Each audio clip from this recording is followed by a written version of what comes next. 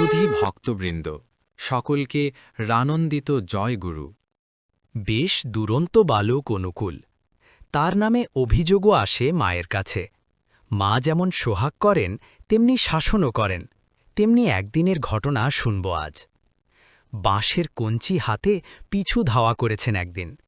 ছেলের নামে নালিশ শুনে বিরক্ত হয়েছেন ভীষণ। ঘা না কষে আর ছাড়ছেন না আজ। টাটা করছে ভরা দুপুরের রোদ। পিছনে পিছনে ছুটছেন মা, আগে আগে দৌড়াচ্ছে ছেলে। দৌড়ায় আর পিছনে চায়। মায়ের মুষ্টিতে বাঁশের কঞ্চি লক লক করছে। দাঁড়া দেখাচ্ছি, একবার নাগালে পাই আগে। কিন্তু নাগালে কি আর পাওয়া যায়? কোমল কোমল গৌরসুন্দর দৌড়িয়ে আরও পালিয়ে যায়। বলি, গৌরসুন্দর না শ্যামসুন্দর? গৌরসুন্দর শ্যামসুন্দর এক। সর্বলঙ্গের সমষ্টি গৌর, আর তার নির্বিকার অবস্থাই শ্যাম। শ্যাম থেকে গৌর, গৌর থেকে শ্যাম। বালক অনুকূলের ঘটনা মনে করিয়ে দেয় সেই বালক শ্রীকৃষ্ণের কথা। কালাচাঁদকে বাঁধতে যাচ্ছেন যশোদা, কিন্তু যতবারই বাঁধতে যান দেখেন দড়িটি 2 আঙুল ছোট। যত রজ্জু সংগ্রহ করেন সবই দেখেন 2 আঙুল ছোট। ছেলে বাঁধবার মতো দড়ি আর খুঁজে পেলেন না মা। হাঁপিয়ে উঠলেন যশোদা। দেহ দিয়ে ঘাম দইতে লাগল। কবরীর মালা নষ্ট হয়ে গেল।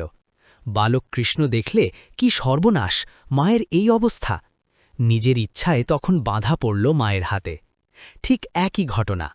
অনুকূলচন্দ্র দেখলেন মায়ের হয়েছে সেই অবস্থা। রোদে দৌড়িয়ে হাঁপাচ্ছেন মা, আর ঘাম ঝরছে ঝরঝর করে। মায়ের দিকে তাকিয়ে বড় কষ্ট হল মনে। আহা, আর নয়। শাস্তি খাবার জন্যে আপনি এসে ধরা দিলেন মায়ের হাতে। মায়ের কষ্ট সইব কেমন করে, মন থেকে বলে ওঠে। আর এ কি শুধু মায়ের বেলাতেই? সকলের বেলাতেই। তার জন্যে দৌড়ে দৌড়ে যখন ঘাম ছোটে তখনই তিনি ধরা দেন। আপনা থেকে বন্ধন গ্রহণ করেন করুণা করে। নিজের শক্তিতে তাকে আয়ত্ত করবে এমন শক্তি কার আছে? তিনি তো কারো অধীন নন, তিনি অধীন হলেন প্রেমের। বন্দে পুরুষোত্তমম, বন্দে পুরুষোত্তমম, বন্দে পুরুষোত্তমম।